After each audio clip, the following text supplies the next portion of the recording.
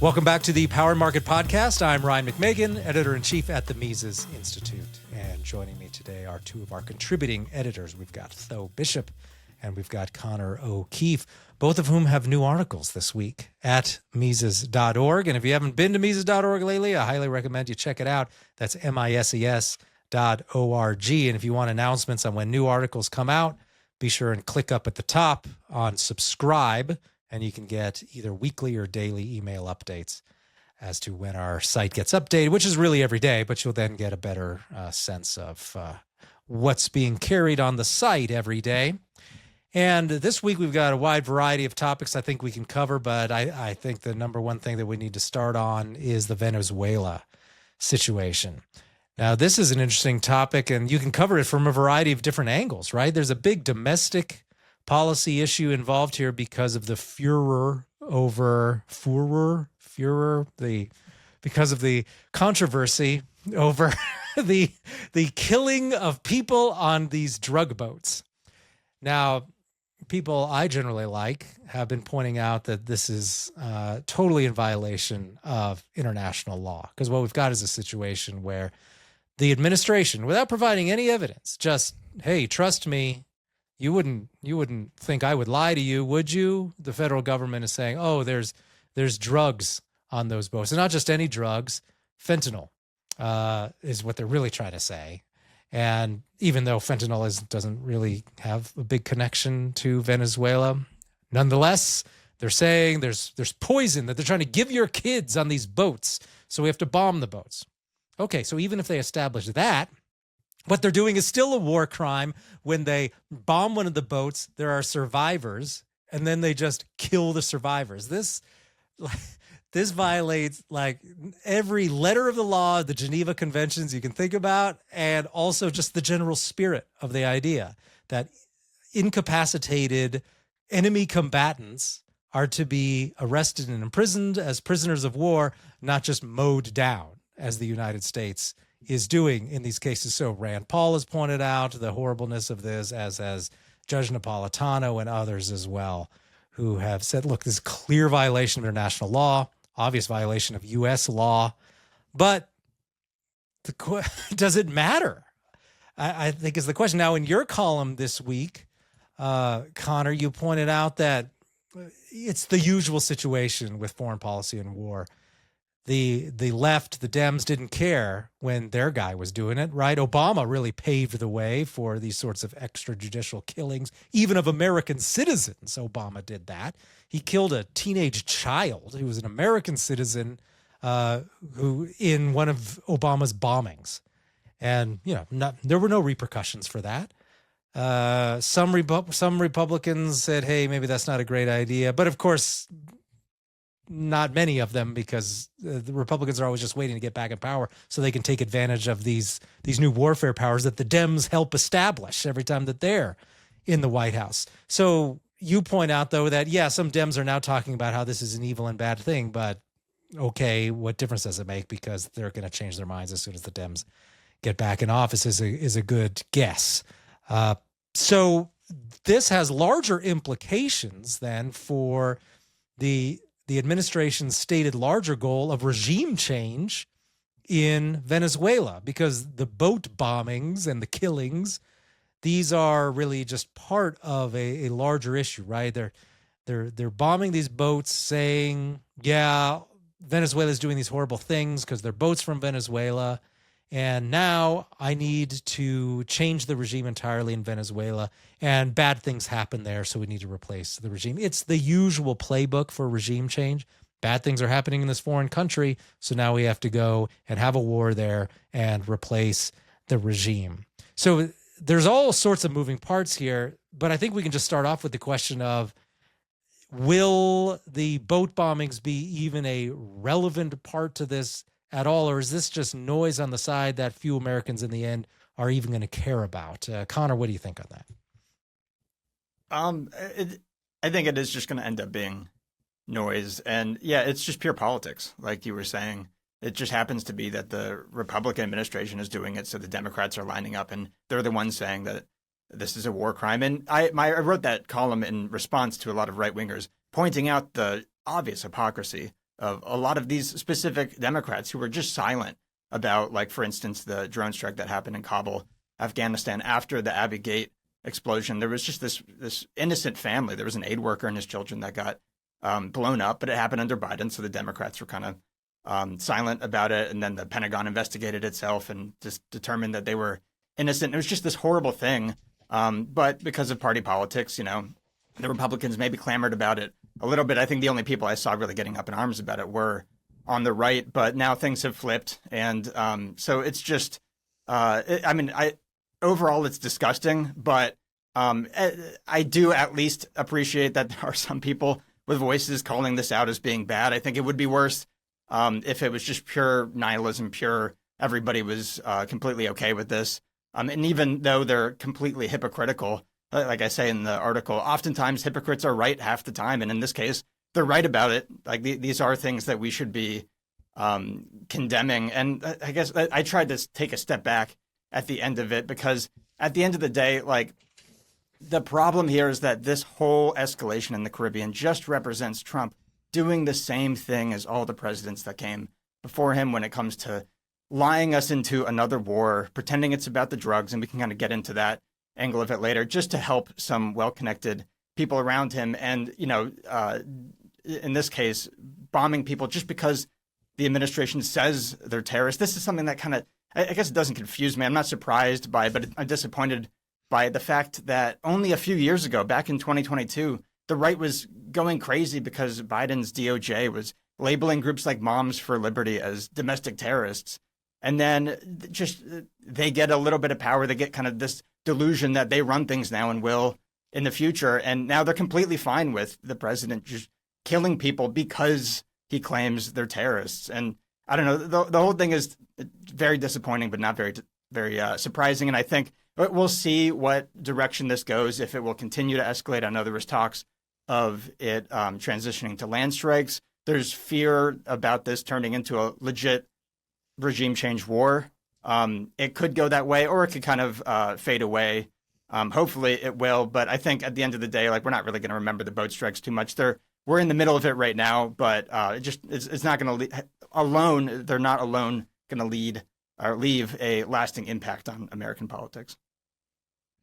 Yeah, though this isn't going to lead to any sort of real legal implications. I mean, just think about the last 25 years, all the stuff since the invasion of Iraq and all that stuff. It never leads to anything. It's all in the end deemed legal, and everyone's fine with it. Yeah, I mean, what is international law? I mean, it's a tool used by victorious large states to adjudicate how to properly punish the political survivors of a vanquished country. And so it's not going to apply to the United States. It doesn't apply to Israel and Gaza. It doesn't apply to Putin if he's successful in Ukraine, right? Like, and it's never used to actually adjudicate anything resembling, obvious crime. These sort of events. It's all just a political tool of post World War II foreign policy, which is crumbling in many ways. I mean, this is a complete breakdown of norms, right? But again, this is the trend that we've been on. And I don't think the American public cares at all. I mean, if the difference between, they're running cocaine rather than fentanyl, I don't think that really moves the needle with many folks. The boats are going to go to a South American country and move upwards or whatever. Like, I don't think that's going to move the needle. You're going to have people that make procedural arguments, kind of in the wrong Rand Paul mold, that have been critical of a number of things that the Trump administration has done on that front. And it's simply another front for those who have underlying critiques for the Trump administration to make those points. And that doesn't make any of this stuff good, right? Like, that's not a defense of it. It's just the cynical, just real analysis of what this scandal means, what these events mean, if you will. And I think what's interesting, and I think what my assumption is what the administration is counting on, is that active military hot engagement of these soft targets.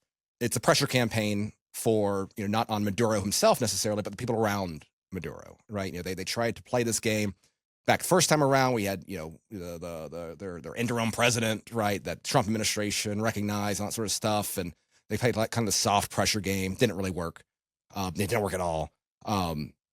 Now they're escalating that tension. So, okay, we're going to blow up these bombs with very expensive missiles. We're going to try, are they going to continue on to military targets in Venezuela? right? The goal is to get the military to believe that, their survival is on the line with big bad Trump right now. They turn on the regime, and boom, you've got a nice soft little foreign policy victory. And I do think, none of this to me is particularly surprising, right? Like if you look at the rhetoric of, and it's to be fair, like there is, I think you could argue that there is a change of perspective to a certain extent in foreign policy, even if at the end of the day, right, military industrial complex wins. There's still, the military is still being used, right? But this is part of, what has been sold as a pivoting away from the Middle East, from Europe towards China, which is, used as a secondary justification, right? Oh, well, we can't have Chinese influence on the continent.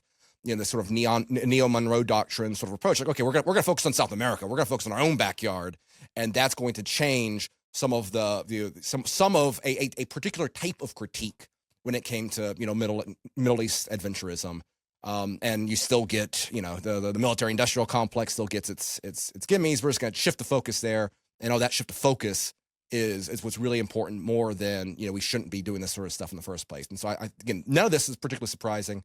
And again, I think at the end of the day, I think if boots actually get on the ground, I think that changes. If American lives start getting lost in Venezuela, that it could hit a little bit differently. But I think for the most part, Americans are going to shrug. And I think even when it comes to the midterms and all of the negative headwinds that the administration faces, that Republicans face, I have a feeling this is not going to rank in the top 10 in terms of what average Americans view, better for worse. Yeah, I've been around long enough. When I was young and idealistic, I thought, oh, well, the voters will wake up this time and they'll be outraged by these horrible violations of human dignity. They never are. Nobody ever cares. And you just move on to the next election cycle. Yeah, when it comes to foreign policy, it's just totally irrelevant. It's all happening far away. And the interesting thing is it always proves that none of these conflicts have actually anything to do with the average lives of normal Americans, right? Venezuela is no threat to the United States. They are not the reason that people are overdosing in West Virginia or wherever else it's happening. These are parts of a much larger, more complex issue. The fact is the market is providing a good for which there is a high demand in the United States. And it's very unfortunate that there is so much demand for this sort of thing that people are willing to even buy street drugs that might be horribly poisoned. I don't think you can blame Venezuelans for that. And besides, you could vaporize the entirety of Venezuela and you're just going to get another shipment of horrible drugs the next day from somewhere else. That's always the way it's been, going back many decades. In spite of all the U.S. efforts during the 80s drug wars and all of that stuff, always been delivering the drugs to the people who want it. And I always do find it kind of interesting that the so-called party of personal responsibility has taken the position that drug use and drug abuse is the fault of the drug dealer and not the responsibility of the person who is using the drugs. Now, they might say, oh, well, they're selling this stuff to children on playgrounds.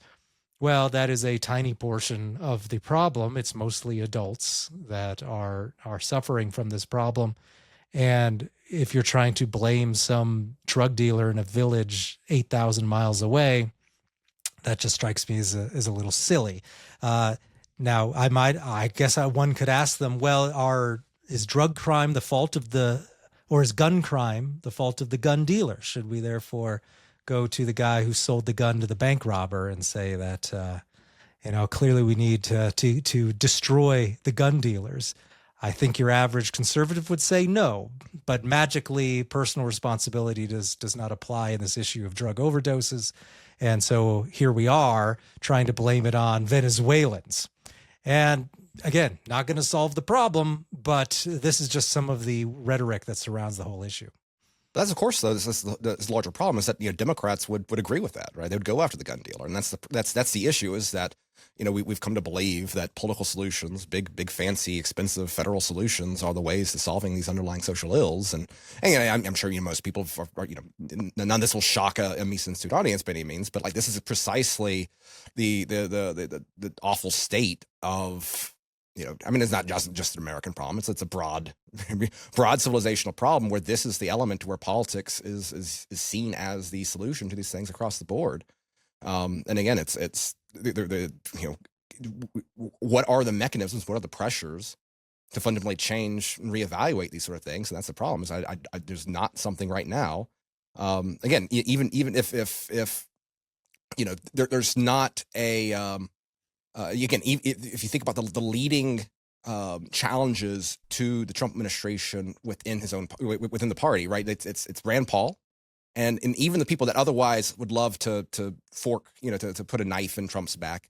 The Democrats aren't going to go out there on a limb for this, right? This is all a big game for all of those that have true political power in D.C.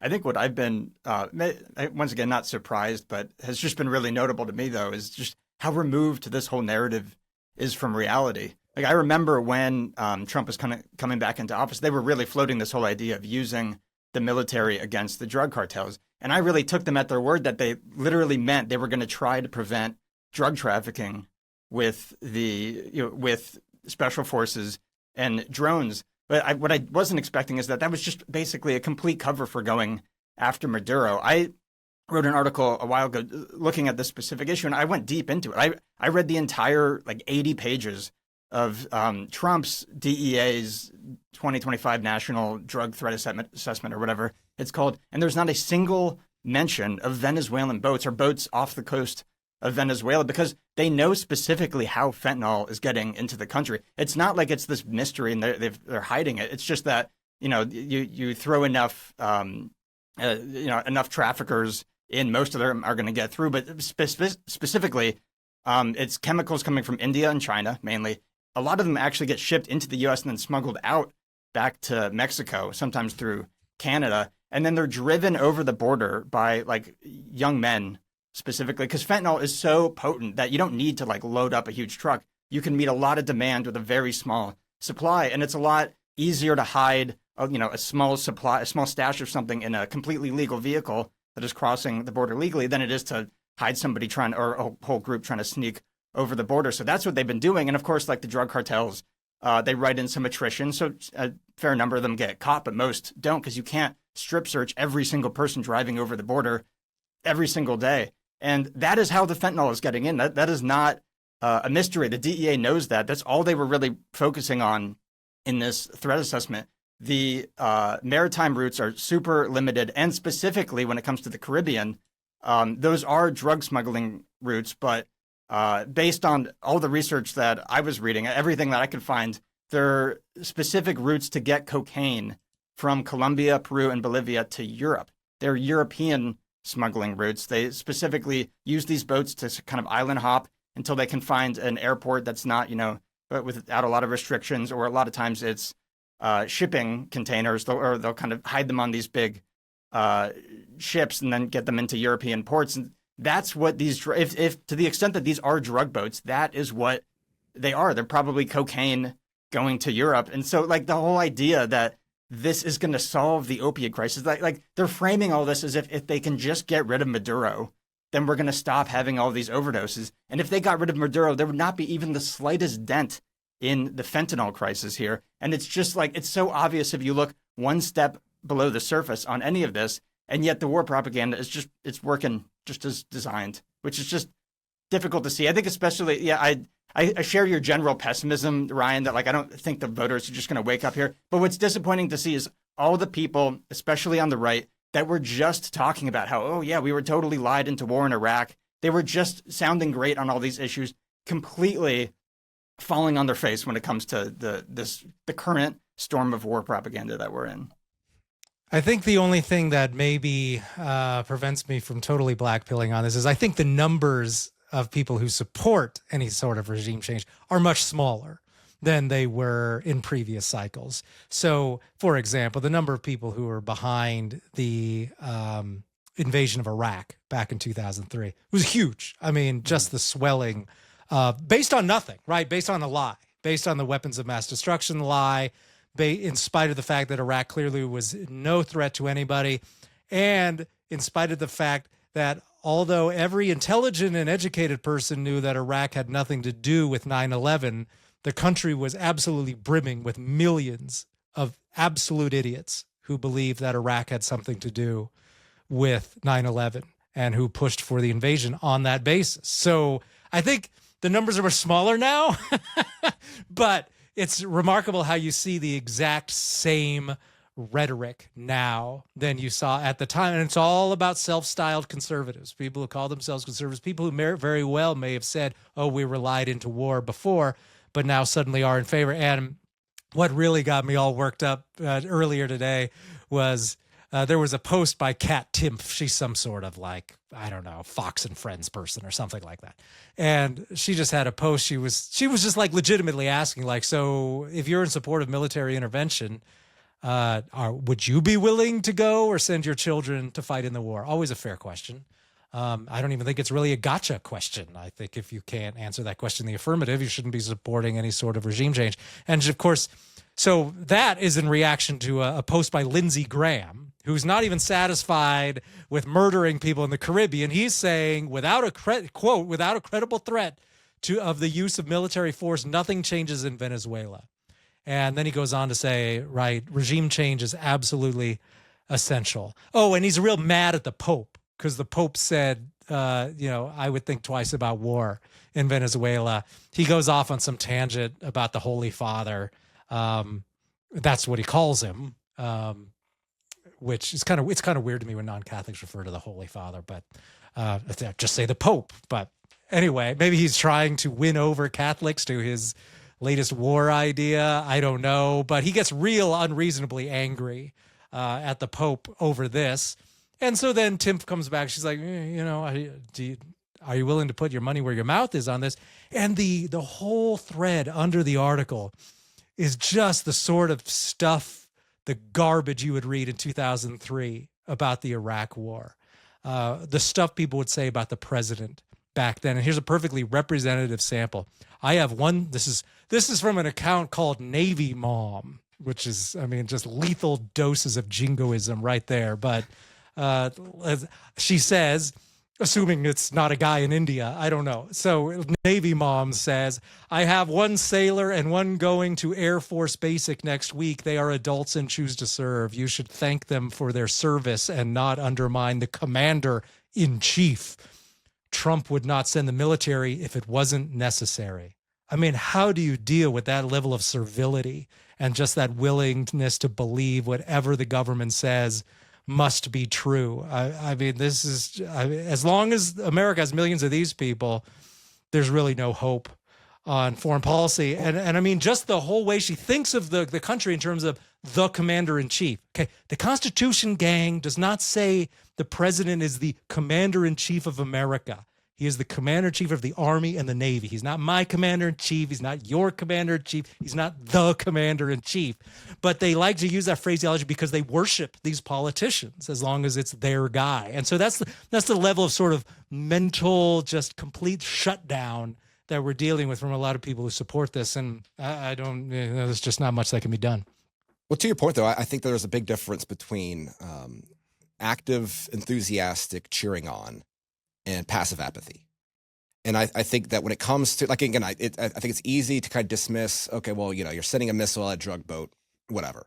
If you actually got to the point where there's boots on the ground, I think that changes, right? Like, I don't think that there is a significant enough, I think for even if you view Maduro as,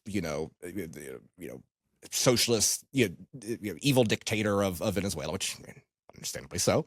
I think it's very difficult to connect that to America's national self-interest in the way that they're able to connect like Saddam Hussein and Al Qaeda and like, oh, you're gonna have a mushroom cloud in New York City, right? Like I don't anyone expect a mushroom cloud from Venezuela, right? Even to a certain extent, kind of what they were able to play with Iran earlier this year. If you actually got boots on the ground, I don't think you'd have the same level. Again, even like the Iran situation, right? Okay, you throw 3 missiles, people shrug. You put boots on the ground, and things get a little bit different there.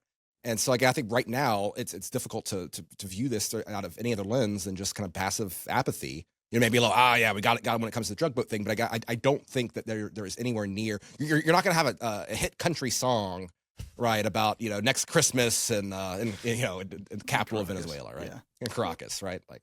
Yeah, I don't think they even want a boots on the ground, and I don't think you can really get a boots on the ground war unless you have a 9/11 type attack to get everybody frenzied up. I think they want basically the Libya model, the Syria model, Yeah, that's definitely which kind of leads into my So the thesis total Trump destruction being of a country Obama. followed by slavery and Al Qaeda.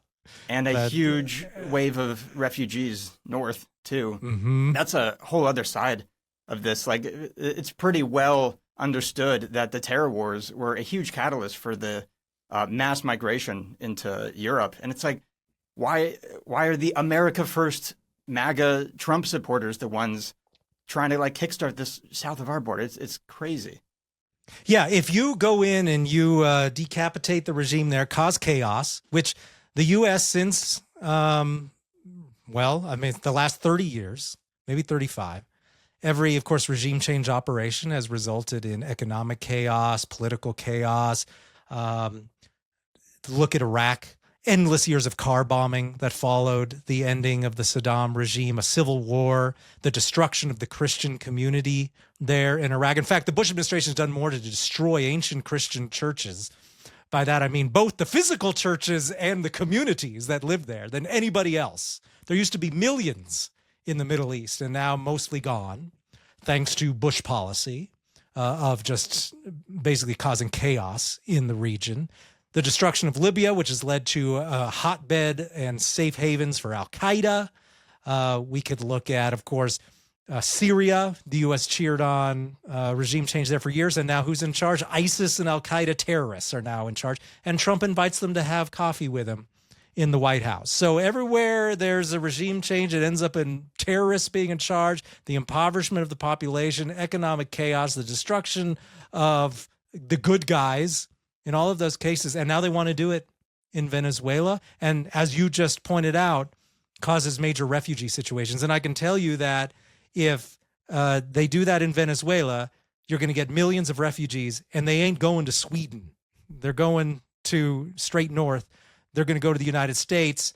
And when you have that many people standing on the border trying to knock down that walls, even if he tried, Trump would have major problems preventing ongoing major refugee entrance into the country. And B, Trump ain't going to be president forever, friends. He's going to be leaving. And if the economy's bad when he leaves, he will leave as one of the most unpopular, hated presidents ever. If the economy's headed where I think it's headed, and he will be replaced then by someone who will love to open the border and let in millions of Venezuelan refugees. And that's what you're courting by pushing a regime change operation in Venezuela. But I guess if the commander-in-chief says it's a good idea, it must be. And so that's just what we're left with right now. Well, that's why I think why there's been so much of the campaign to kind of set up. They're trying to sell an easy button, right? Okay, we push the button, Maduro's gone. We've got parallel political institutions already. We just gave the Nobel Prize to political opposition there. We don't have to worry about Al Qaeda in Venezuela because it's not an Islamic country. We understand this country, this culture better. The economy's already in terrible shape because of socialism, right? So we're going to come in and there's going to be more bread and in Caracas, things like that. And again, it's a narrative that's been set for many times to try to undercut these concerns that if it's not Iraq, it's Venezuela, it's a totally different situation. And there are some different things, but again, like that threat, right? Again, that immigration surge is a very, very different dynamic when you're dealing with on our hemisphere than you do with the Middle East. And so it's going to be very interesting to see exactly how that. Immigration is primarily a problem of numbers, right? Obviously, 10,000 immigrants per year, no matter how different a culture they were from, would mean nothing. It would not be a problem for anybody. 1 million, that's something else. And if it's 1 million from the Horn of Africa, that's one thing. And I agree. Yeah, if you have Latin Americans coming in who are Christians and already have a sense of Western ways of doing things, that's another matter. But when we're talking about millions of people and the destruction of a large country on the other side of the Caribbean, it doesn't matter how similar. The heck, they could be speaking English. They could all be native English speakers, and you'd have a major problem on your hands with those sorts of numbers. So it's something nobody's talking about, as far as I can tell, except, right in our circles, the issue of refugees. But it doesn't matter. You got Lindsey Graham saying, hey, time to take action or your kid's going to die from a fentanyl overdose. And the chain of logic is so non-existent, so totally nothing there in terms of getting from the current situation to what they propose will be fixed by regime change down there, especially given the record of regime change for the U.S. over the last 30 years is just, there's no there. Well, and the other thing too is, now I think kind of going back to a little bit of Connor's point is that, kind of the threat of using special forces on like the Mexican border and things like that.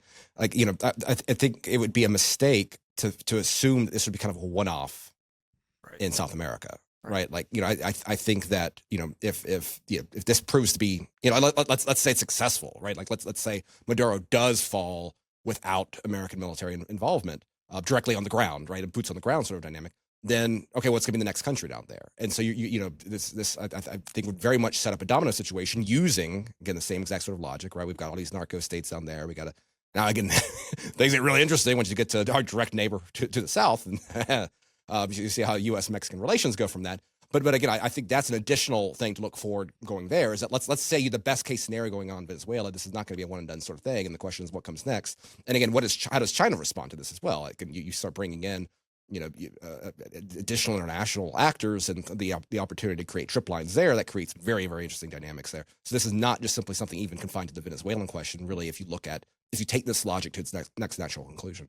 Yeah, I wrote a whole article back when I thought they were just going to go for the Mexican cartels about how that would just be a terrible idea. And that was the point that I made, was that you're just handing Russia and China an opportunity to give Washington a taste of their own medicine by funding a proxy war on our border. And like that alone is a terrible reason. But you have on top, like, especially with the cartels right on the border, like, they would probably fight back, and they are nasty fighters. And they've kind of had a policy in recent years of not targeting U.S. officials.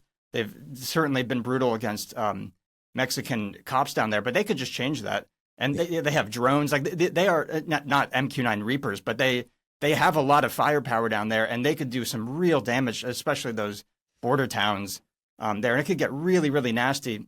And then, yeah, it's just like any foreign government that wants to, bring Washington down a peg and just start pouring some of their funds and weapons. And it's just a horrible path that's not going to do anything to solve the drug problem on top of that. And in essence, is the cartels would be the equivalent of Al-Qaeda in this situation. Yeah. Like that would be what the kind of militarized pushback or force would be. It would be in that form. It would not be in the Islamic extremist form, but at the same time, they do some sort of damage.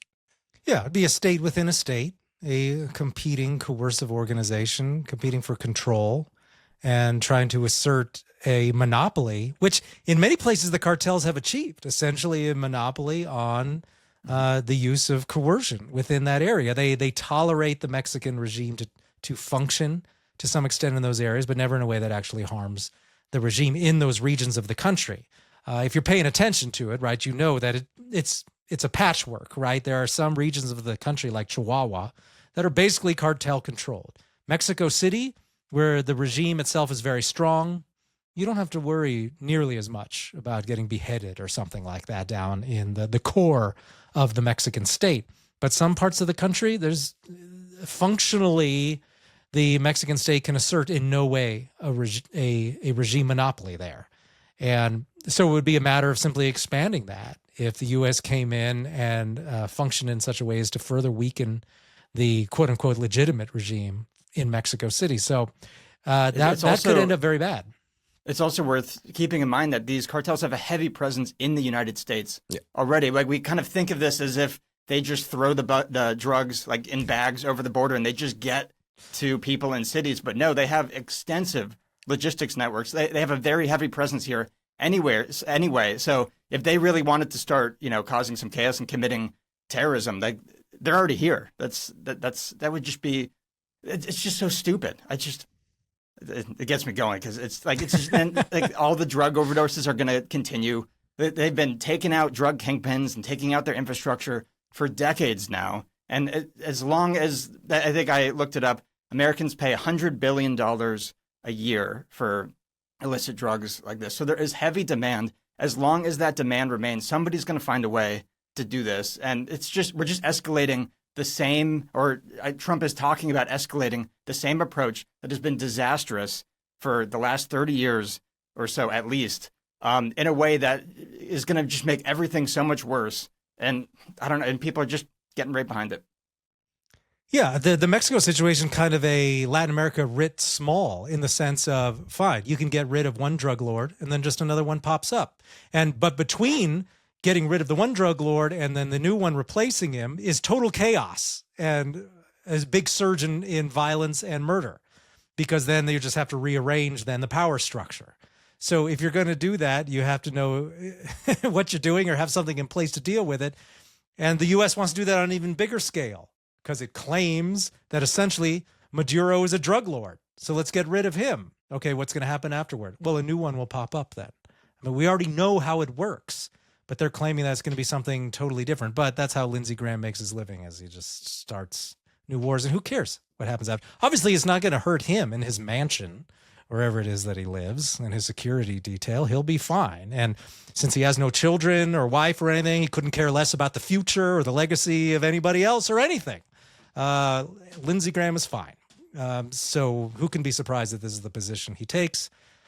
So, I mean, as we've noted, though, we can pretty much guess what Lindsey Graham's position is. He really does want war. He really does want a new regime there. Trump, though, as we've kind of hinted in our discussion here, we actually don't know for sure kind of what his preferred course of action is going to be. He says things and they really mean nothing after a while. So I don't know. So I guess we'll just have to come back.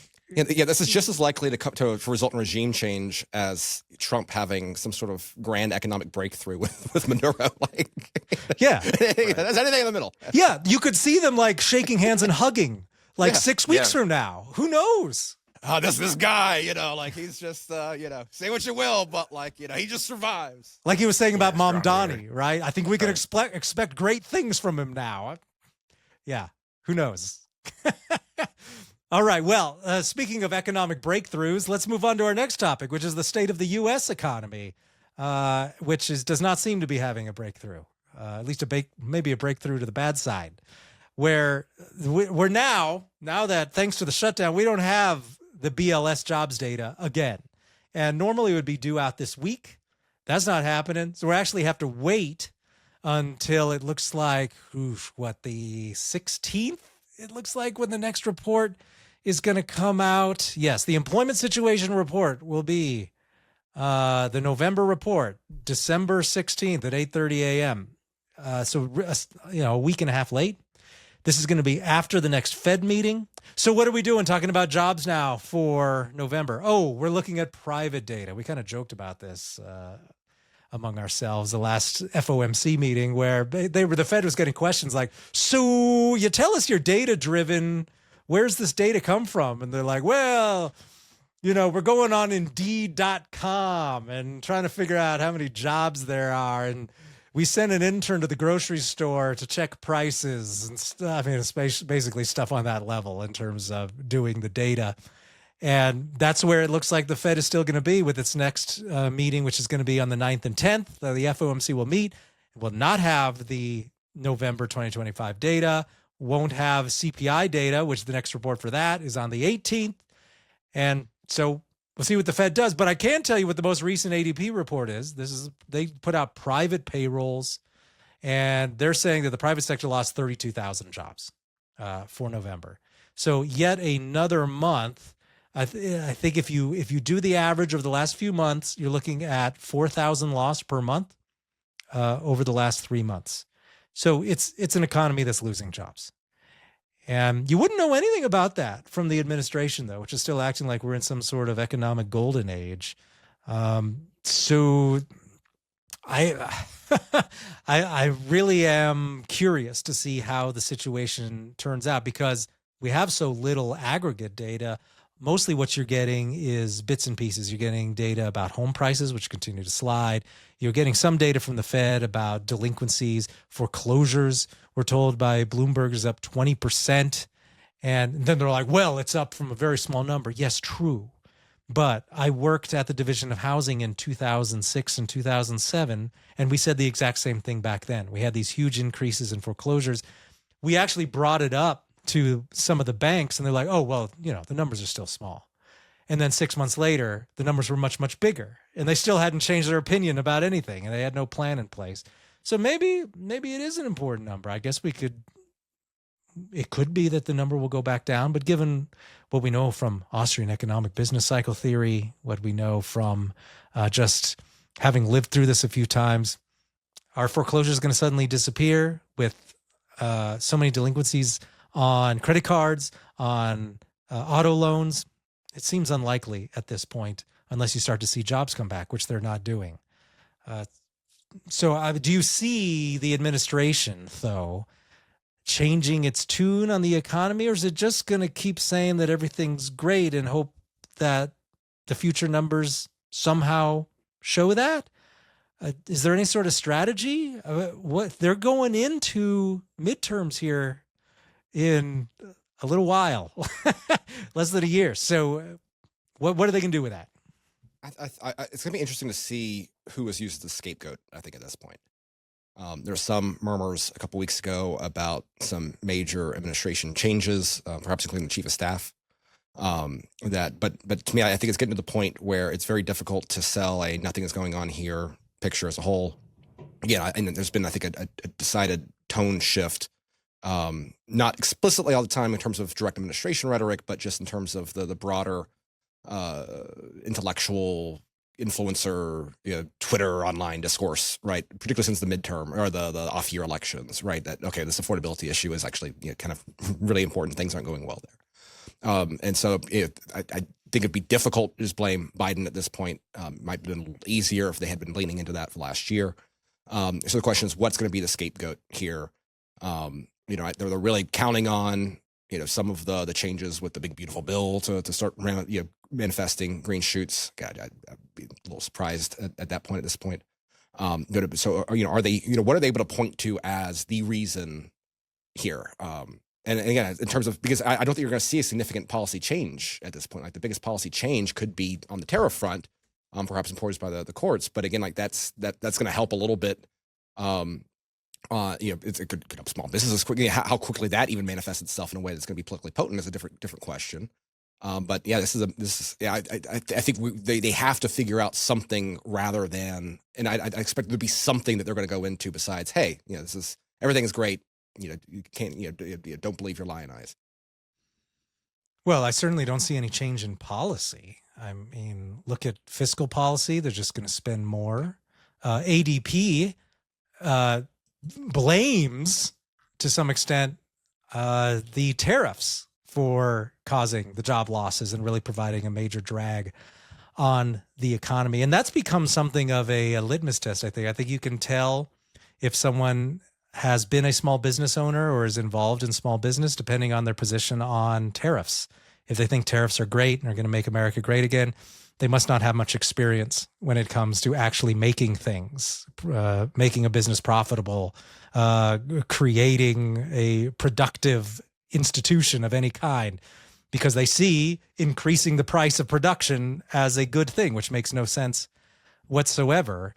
And ADP is saying, yeah, right, it's more expensive to run a business now, thanks to tariffs, and people are hiring less because of that. And of course, like Bessent and friends are freaking out about that and are promising that the golden age will continue and that any day now manufacturing jobs, which have been declining relentlessly for the last 5 months, are going to come roaring back any day. Still no sign of that at all. And then you look at federal spending, and that just continues to go through the roof. We finally have the first month for the new fiscal year. The fiscal year started on October 1st. We finally got the October data for that. We see that the deficit is the second largest ever, even when adjusted for inflation. It's $284 billion. Even if they were trying to explain this away, saying, "Oh, well, we move forward some spending and stuff like this." Well, that's not going to change the 2-month number. Then, if they just move some spending forward, it's not going to that'll make next month look less. But it's not a fundamental change to the overall trend there, which is continued spending in a big way. And it's the same way with federal outlays. This was even, again, a adjusted for inflation. Spending is the biggest it's ever been in October. And we were told that there was going to be a decline in spending thanks to the government shutdown. They said that, it decreased spending 5%. So apparently it wasn't enough to make spending below what it was during the COVID freakout when spending was so insane. And nope, we're now spending more than that. Oh, and here's the big one. interest paid on the debt. The debt continues to get so big, so fast, and interest rates heading slowly up. $104 billion spent on interest alone in October, the first month. That means it's on track to spend $1.2 trillion for the fiscal year if this keeps up. And that's what they did spend last year. Last fiscal year, $1.2 trillion just on debt service. That's a whole other Social Security Administration, basically. One in every $7 just for this month had to go to just paying the debts for past wars, for past Social Security, for all sorts of stuff that doesn't benefit any current actual wage earners who are paying huge amounts into the federal government through federal income tax and through payroll taxes. They're getting nothing. They're just paying a whole ton of interest on that. No end in sight. No change to this policy whatsoever. So, Connor, do you see any sort of policy that might actually change? Or are they just way too invested in the tariff thing? And I don't see how they could possibly justify any cuts to spending. Were they going to cut Social Security? Medicare? That's obviously not going to happen. So I don't know. Do you see any crack in the concrete there that they might be able to do something good in? I don't see anything. I think it all just comes down to how much longer they keep sticking their head in the sand with this. I think you may have mentioned it, but in that ADP report, if I remember correctly, big businesses actually added jobs, and it was small businesses that were shedding jobs. So small businesses are the ones being disproportionately hurt. And I remember Theo making a point that there is such an opportunity for this kind of populist America first movement that's actually grounded in good economics to really run specifically on the interest of small American businesses. And when people think of small businesses, a lot of times I think people picture a shop downtown or something, but usually it's large entrepreneurs that are just not on CNBC, not the super giant titan, famous ones that are angling for political favors in DC. It's the people that are actually producing the things that Americans need. And what was frustrating is when all the tariff stuff was really happening back in April, and the stock market was tanking, that was the whole party line that the Trump administration took, is that it was about putting Main Street over Wall Street. And that is a good orientation. That's something that I would support, especially because Wall Street is usually what that's the term for the well-connected businesses that are just using government to rip us all off. And it would be good to actually start putting the interests of those actual entrepreneurs that are not famous ahead of those people.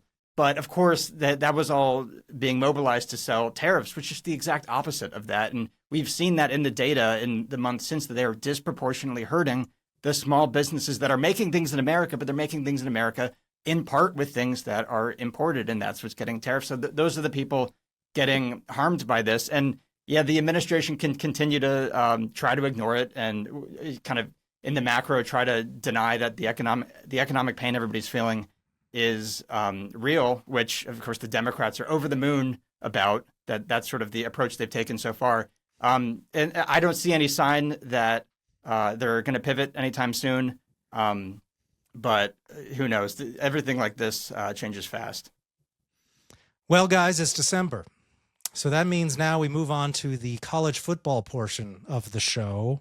Absolutely. And Tho is going to talk to us about his article that he co-authored with Bill Anderson this week. And you can national champion Bill Anderson. He went to Tennessee, yes, if I'm not mistaken. Yeah, but he ran track, national champion athlete.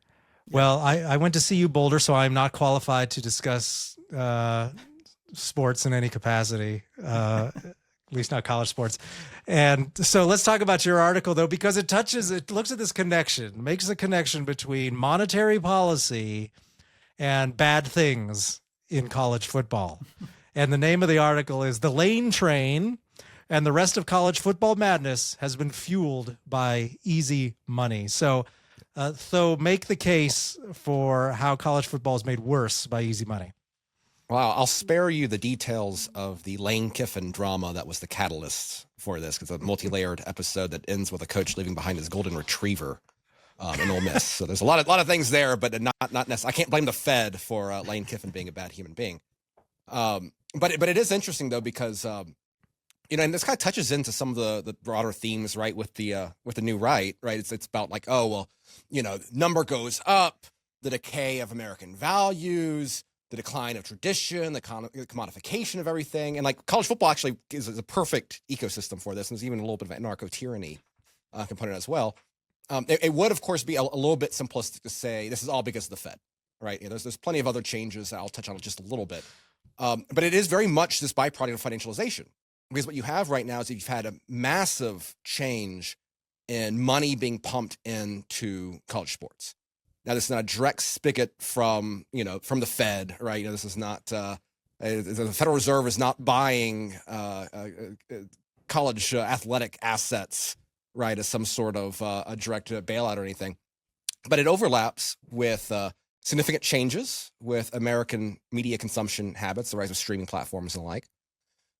But this low interest rate environment has helped subsidize companies like Disney, which took out a significant new debt. Their debt to equity ratio spiked significantly while they were making all these acquisitions of sports properties in college football, particularly SEC. Our Auburn has a new regime this week, but particularly SEC, and they were able to do so in part. They were assisted by it because of low rates. And so you've seen, as we'd expect, a gradual consolidation from this television money to the first receivers of this money, which are the power conferences. The smaller schools are increasingly being crunched out, right? So you very much have, winners and losers from this dynamic. And what's particularly fascinating is that you have this increasing commodification of college athletics across the board, where you have venture capitalist firms buying out future ticket revenue from college programs, right? Athletic, amateur events, right? And giving them short-term payouts so that they can fund different operations now in terms of owning revenue from, say, buying tickets to the Auburn football game in the future. You have colleges creating entire side companies entirely dealing with managing the revenue streams, selling out shares and the like from these various, selling out their IP elements, right? Every single aspect of college football is being stripped and sold in order to finance these athletic departments. And part of the big changes, of course, is there's having to pay athletes, right? There's now multi-million-dollar athletes coming from the college things. There's a demand for money there that can't even be made up with all the extra TV revenue and the like. And so it's just this very fascinating dynamic where you have this massive rapid change, in part being fueled directly by the financial environment that we're in, that's stripping away a lot of the tradition and heritage of these programs that kind of made it great. And you have an additional element where, as these things escalate, politicians are increasingly getting involved in college athletics. You had the governor of Louisiana, for example, calling out LSU and a bad contract they made with Brian Kelly when they canned him a couple months ago. And then they gave him a $90 million contract to Lane Kiffin. So hypocrisy also continues in the politics of sports. You have members of Congress calling out just everything is going on. You have pushes for legislation, federal legislation managing these elements of sports. And so this entire sort of Wild West environment is probably going to likely result in some sort of federal legislation coming in to manage this entire thing.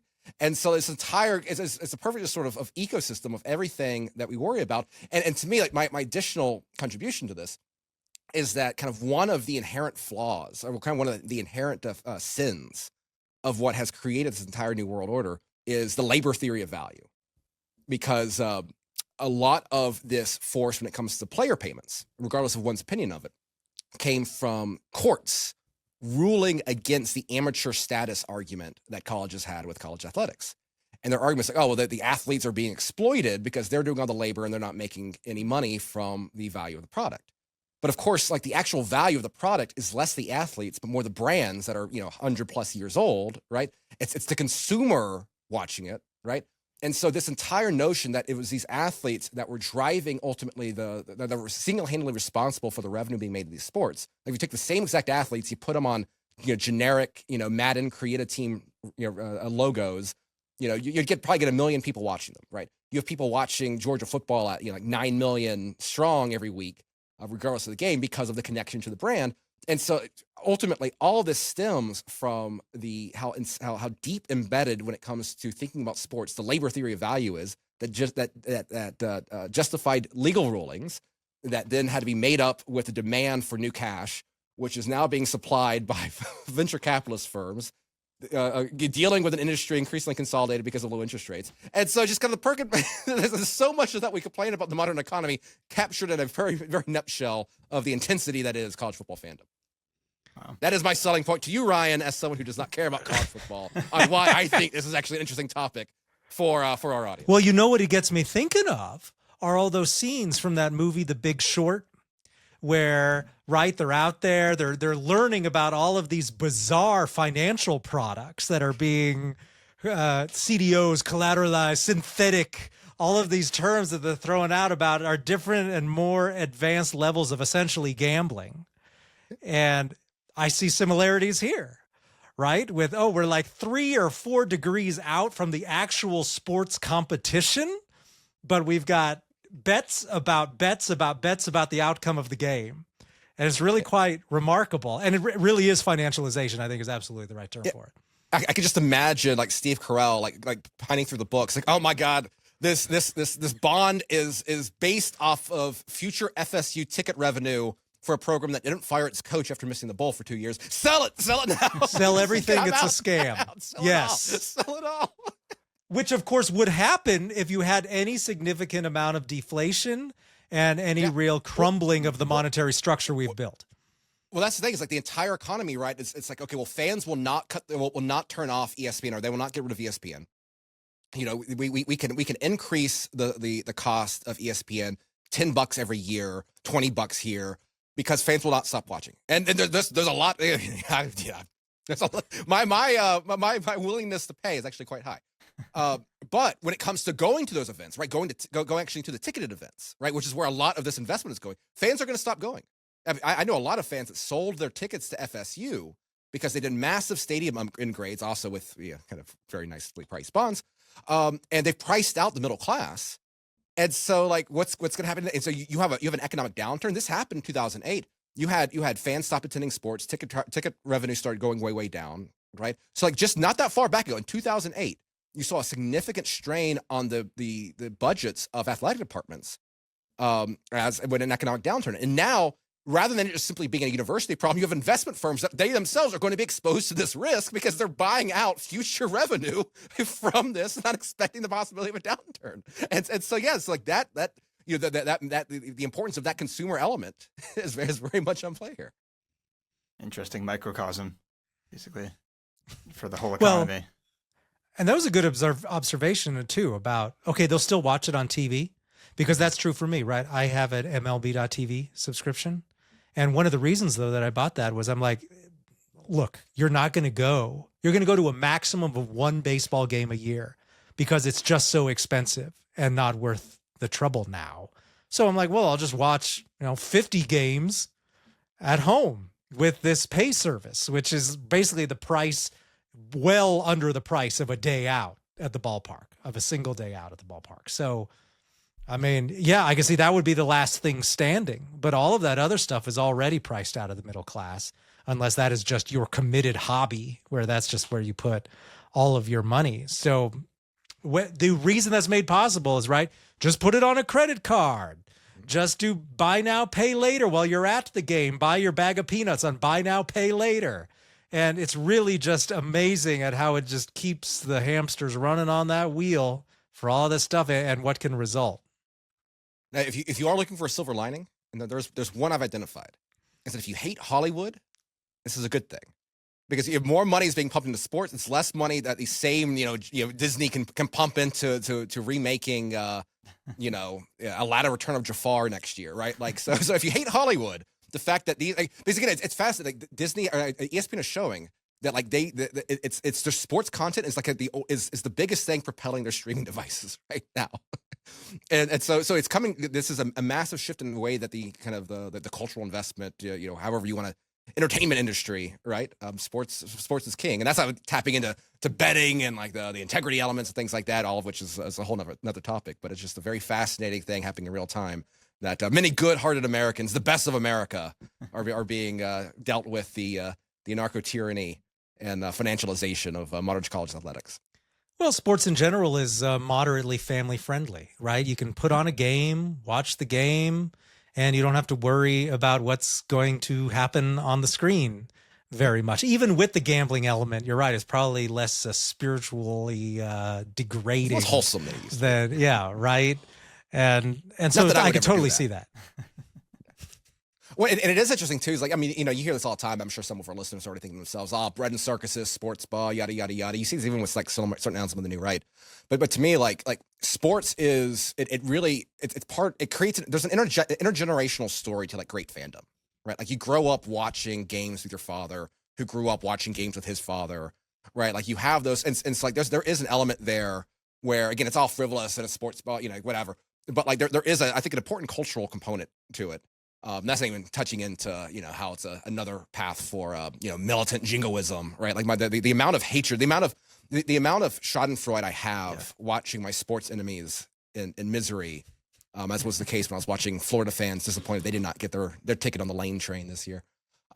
Is probably not the most Christian part of my my sports consumption, but it's good. It makes you feel alive. Like it's healthy. It's better than throwing. It's better than shooting at Florida fans. Yeah, like that part of human nature is unavoidable, and so it's just a healthy outlet. That I'd much rather have that than I partake in that. I'm a big, especially moving down to Auburn, big college football fan. But I so much rather all that kind of tribalism be centered into sports than going after Venezuela.